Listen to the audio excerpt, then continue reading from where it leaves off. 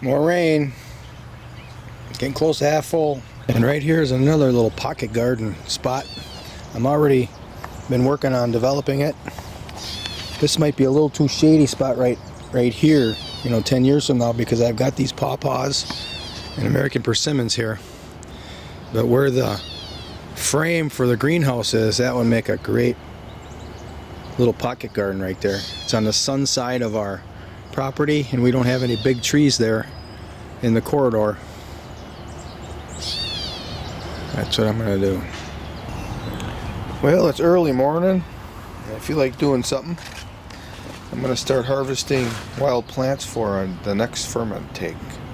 I'm gonna take these mullein and milk thistle.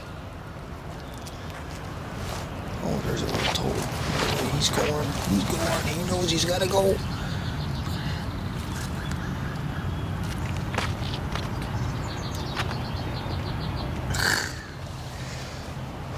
So I've got some wild plants scattered all over the place that are growing. I'm gonna grab them all. Got some thistles.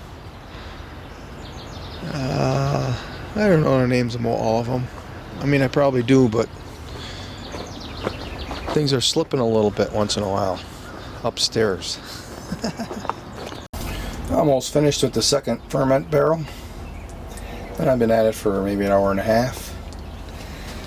And I've got a lot of water in the tank right now. We're up to here. Last time that I did this, when I didn't have any cement, it started to sink and tilt as soon as I got, probably about that much water in it. And now nothing's happening. So I do notice that we're getting a lot of water on the plywood sheets. It's probably just running off of the top of the tank and wetting the plywood, and that's not probably very good. This winter, when I have a tank that's empty, I'll put a tarp over it. I'll just leave that tarp right there. It'll keep the plywood dry. So I began to do the watering of the ferment tank.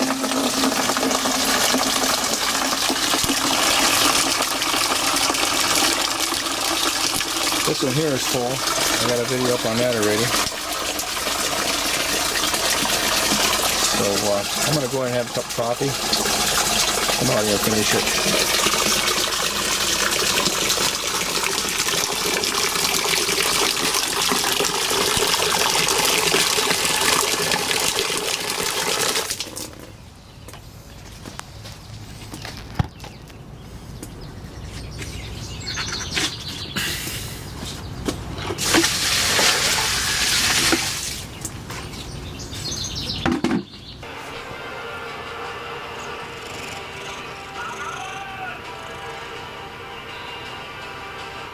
Alright, that's the second barrel that's finished. The larger contents in this barrel is thistles. And then it's just a mix of a whole lot of other different plants.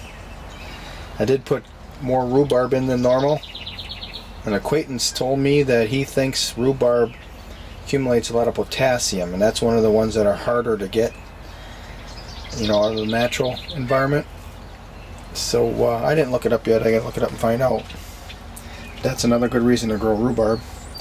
These sticks here come from a honey locust that's on the property. I did a little bit of pruning, just one branch basically, and cut it apart. And those branches are what's holding these rhubarbs underwater. Rhubarb leaves. What happens is all this material could float otherwise, and then there's mold growing on the plants above the water. It's not a deal breaker. I've used that in the compost before. This is a setup for the 2022 compost heap. I've used the moldy stuff before, and there's no ill effects from it. I'm just afraid to kind of breathe it in. I don't know if there's any toxic stuff growing in there. And here's the leaves from the honey locust. I put it into the barrel of fish hydrolyset. That'll green up that water pretty nice. I put some rhubarb in about a month ago, and it's very rich looking. Gotta be a lot of minerals in honey locust leaves. Now I'm gonna put it into that water. I've been watering with this once a week for the last 3 weeks. So I'm gonna get another watering at least, and I can always add more rainwater to the mix that's at the bottom, because there's a lot of, you know, people might call it sludge at the bottom, but that's fertilizer. Alright, now we gotta figure out which cover goes to which barrel, because they don't fit each other very well. They only fit the cover that came with. So it's number 2. The ramps are about to blossom.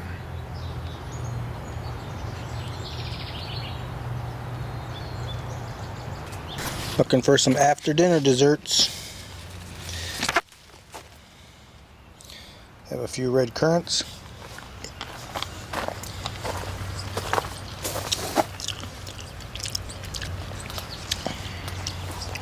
Tosta berries aren't ripe yet. Got lots of white currants on the property. Lots and lots and lots.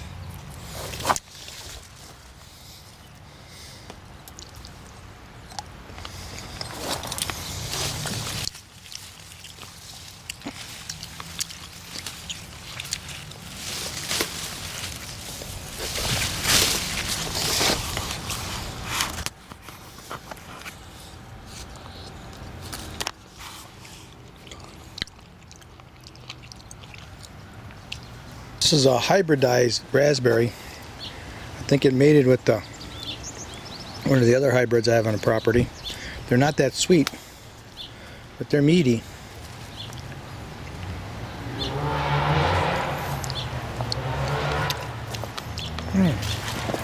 There's blackcurrant, looks like it's more right there.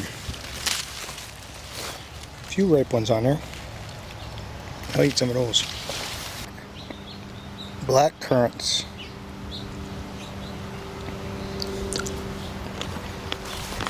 Oh.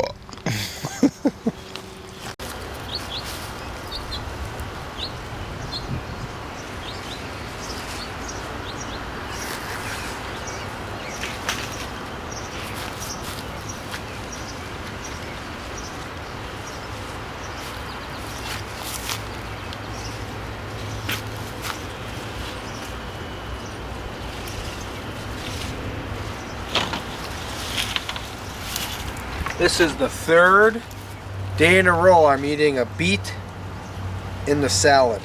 It's the main dish in the salad. Look at all those leaves. I'm eating all those leaves too. That's a pretty nice beet. I'm gonna add some leeks. I had leeks a couple days ago and they were so hot. I swear they made blisters in the top of my mouth. But this time I'm gonna slice them thinner, real small, so that they're like an herb instead of just some heat. Worm my way into this main crop garden number 1. This is the oldest garden here that I consider a main crop garden. And here are all the leeks right here. I took 3 of them the other day. I'm only going to take 2 this time.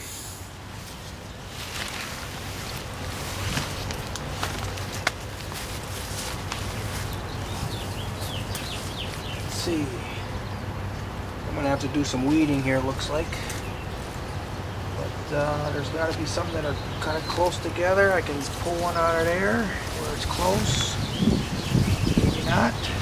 Here's some closer ones.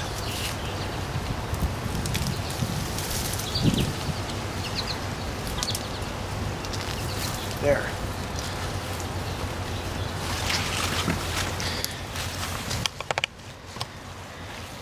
Baby leeks. Whatever trips my trigger, leeks do.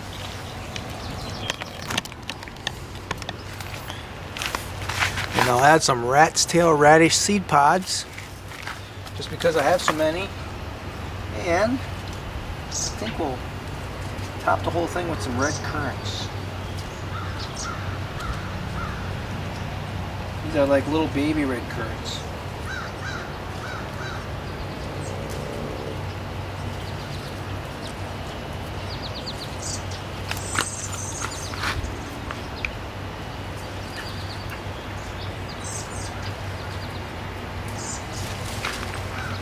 one-handed grab.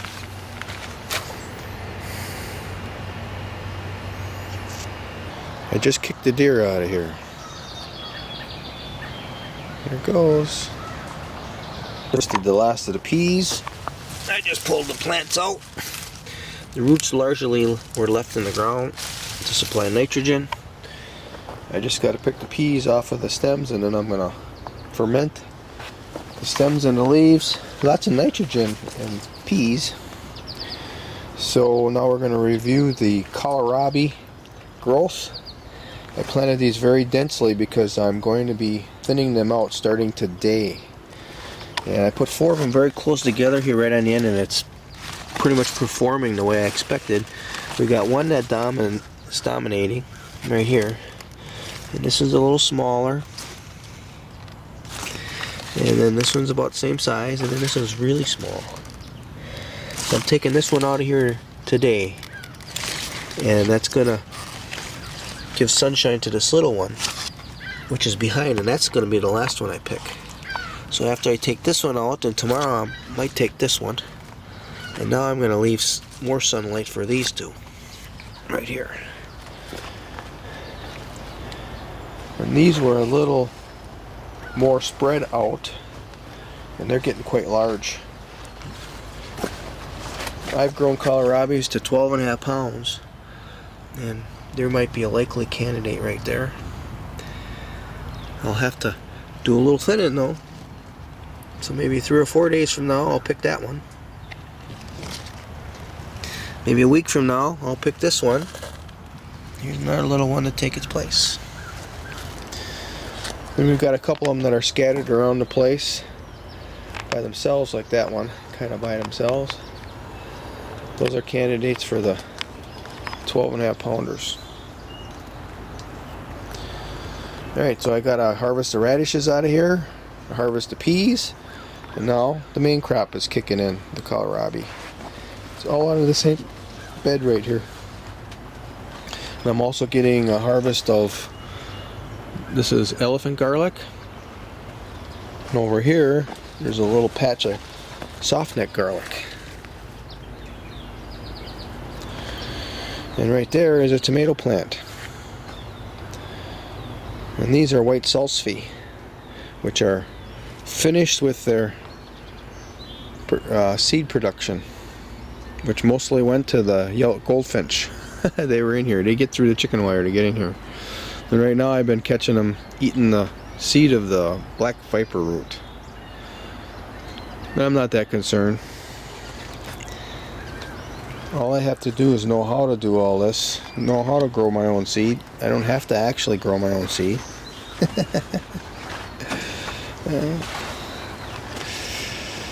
And right here we have skirret. I use those, you see the strings going across? I use those to hold up the Swedish soup peas last year. And now I'm gonna use it to hold up the skirret because they can get long enough, tall enough, heavy enough that they start to bend over. They'll affect other crops. I cleaned up the celeriac bed. I even took all the straw off because we don't have the droughty conditions anymore. Heaped it up over there by that azarole tree, which I'm gonna take that plum out. It's coming out of here. I like the azarole trees. They grow smaller. But I planted Brussels sprouts in with the celeriac here on the end of the bed. See them there. The problem is the straw now becomes a home for the slugs because it's wet now. Pulled it all out. This is a nice 2 beds right here.